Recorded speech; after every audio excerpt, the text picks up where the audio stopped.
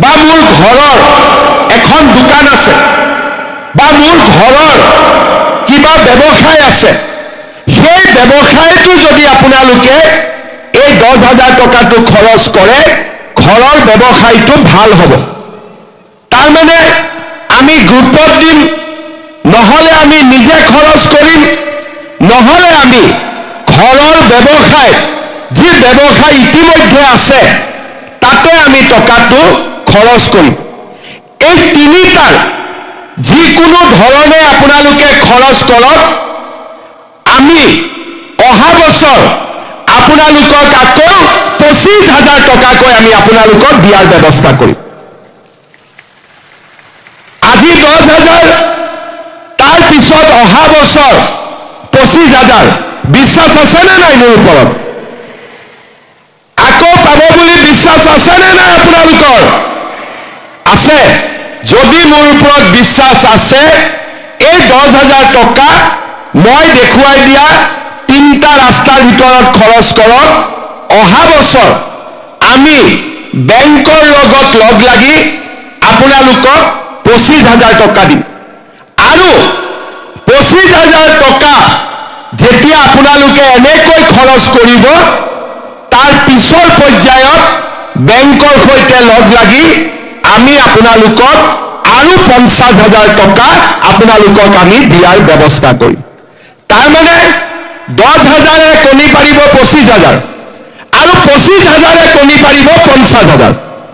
বুজি পালে নে নাই আপোনালোকে? এতিয়া বুজি পালে?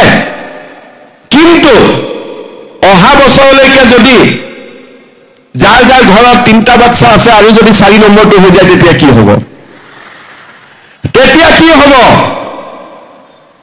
তেতিয়া পাম নে নাই টকা? পাম নে নাই? কোনে কোনে গম পায় তেওঁলোকে হাত দাগক। পাম নে নাপাম? নাপাম। এতিয়া কোনোবাই কি ক'ব যে মামা মই কি কৰিম, আল্লাই দি দিলে, হয়নে? এতিয়া মই এটা কথা কৈছো, বাচ্চা আল্লাই নিদিয়ে, বাচ্চা কোনে দিয়ে? হাজবেণ্ড আৰু ৱাইফে মিলি বাচ্চাৰ জন্ম দিয়ে, হয়নে নহয়? এনে আল্লাহ ইয়াৰ মাজত কিয় আনিব লাগে? ভগৱানক কিয় আনিব লাগে? অৰ্থাৎ আমাৰ যদি ঘৰত বাচ্চা জন্ম হয়, আমি বাচ্চাক স্কুলত পঠাব লাগিব, বাচ্চাক পঢ়াব লাগিব। আমি ক'ৰ পৰা উদ্যমিতা কৰিম, ক'ৰ পৰা আমি প্ৰডাকশ্যন কৰিম? বাচ্চা গাখীৰ খুৱাই থাকিব লাগিব, আমিতো কাম কৰিব যাব নোৱাৰো, হয়নে নহয়? সেইকাৰণে যিসকল এই আঁচনিৰ লগত জড়িত হৈ থাকিব, তেওঁলোকে যদি জনজাতীয় লোক হয়, আমাৰ চাহ বাগিচাৰ মোৰ বাইদেউসকল আহিছে, তেওঁলোকৰ কাৰণে 4টা আৰু আমাৰ কাৰণে 3টা হ'ব। পিছত কোনেও আল্লাহক দোষ নিদিব, ঠিক আছে? আল্লাহ ইয়াত নানিব আৰু, ঠিক আছে? ইয়াতে মামা থাকিলে হ'ল আৰু এইটো আঁচনি। ইয়াত আৰু আল্লাহক লৈ আহিলে আল্লাহ কষ্ট পাব। আল্লাহৰ বহুত কাম থাকে, ভগৱানৰো বহুত কাম থাকে, হয় নে নহয়?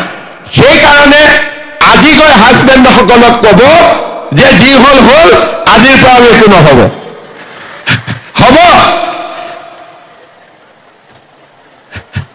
এই বাইদেউসকলৰ চিন্তা হৈছে অকণমান। চিন্তা নকৰিব, মোৰ কথা কবি গৈ পেলাই যে মই কৈছো বুলি, হ'ব? আমাৰ যাৰ 2টা আছে তাৰ 3টা হ'ব পাৰে। আৰু যদি আমাৰ বড়ো জনগোষ্ঠী, চাহ বাগিচাৰ জনগোষ্ঠী 3টা হ'লে 4টাও হ'ব পাৰে। কিন্তু যাৰ 3টা আছে সি 4 হ'ব নালাগে, আৰু যাক মই 4 কৈছো সি 5 হ'ব নালাগে, হ'ব? ইমানতে হ'লে হৈ যাব। এতিয়া এই আঁচনিটো যেতিয়া আমি কৰিব গৈছো, আমাৰ 10,000 টকা দিওঁতে আমাক লাগিছে 4,000 কোটি টকা। যেতিয়া আমি 25,000 দিম, আমাক লাগিব 10,000 কোটি টকা। 10,000 টকা নহয়, 10,000 কোটি টকা। আৰু যেতিয়া আমি 50,000 দিম, আমাক লাগিব 25,000 কোটি টকা। কিন্তু যেনেকৈ নহওক, বেংকৰ সৈতে লগ লাগি মই টকা যোগাৰ কৰিম। 40 লাখ মহিলাক আমি লাখপতি বাইদেউ বনাবই লাগিব, আৰু তাৰ কাৰণে আমি সকলোৱে একেলগে কাম কৰিম, হ'ব? আমাৰ জীৱিকা সখী বাইদেউসকলে, পশু সখী, বেংক সখী, বাইদেউসকলেও আপোনালোকক সহায় কৰিব আৰু ASRLMেও আপোনালোকক সহায় কৰিব আমি যাতে আগবাঢ়ি যাব পাৰোঁ শ্ৰদ্ধাৰ আই মাতৃসকল আপোনালোকে জানে যোৱা 5 বছৰ মই অসমৰ মুখ্যমন্ত্ৰী হোৱাৰ পিছৰে পৰা মহিলাসকল ছোৱালীয়ে হওক আই মাতৃয়ে হওক বাইদেৱে হওক মহিলাসকলৰ উন্নতি আৰু নিৰাপত্তাৰ বাবে আমি নিৰন্তৰ কাম কৰিছোঁ বাল্য বিবাহ আমি বন্ধ কৰাৰ চেষ্টা কৰিছোঁ নিযুত মইনা আঁচনি দিছোঁ আৰু আমি অহা 17 ছেপ্টেম্বৰ তাৰিখে প্ৰধানমন্ত্ৰী মোদী ডাঙৰীয়াৰ জন্মদিনৰ দিনা আমি অৰুণোদয় তৃতীয়ৰো আমি আপোনালোকক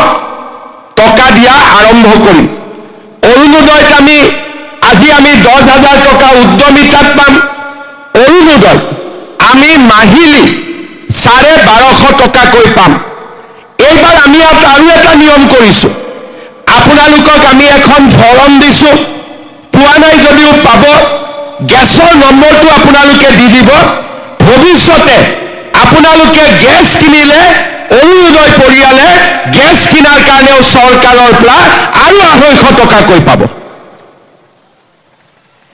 1250 পালো মাহত আৰু লগত পালো আমি 250 টকা গেছ কিনাৰ কাৰণে এতিয়া আপোনালোকে মোক কওক ঘৰত ৰেচন কাৰ্ড কাৰ কাৰ আছে হাত উঠাওক যাৰ যাৰ ৰেচন কাৰ্ড আছে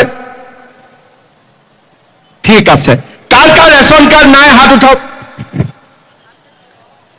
অকণমান মানুহৰ ৰেচন কাৰ্ড নাই তেওঁলোককো অশোক সিংহালে ৰেচন কাৰ্ড দিয়াৰ ব্যৱস্থা কৰিব লাহে লাহে সকলোৰে আমাৰ ৰেচন কাৰ্ড আছে এতিয়া ৰেচন কাৰ্ডত আমি ইমান দিনে চাউল পাইছিলোঁ 1 নৱেম্বৰৰ পৰা ৰেচন কাৰ্ডত চাউলৰ লগতে আপোনালোকক আমি কম দামত দালিও দিম নিমখো দিম আৰু চেনিও দিয়াৰ কাম আমি আৰম্ভ কৰিম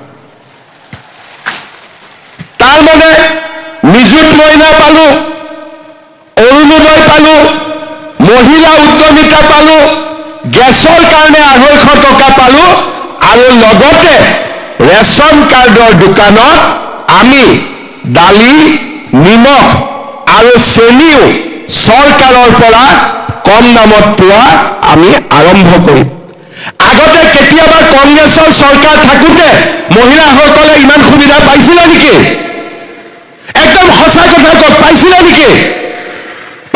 নেকি অহাবাৰ কাক ভোট দিব লাগিব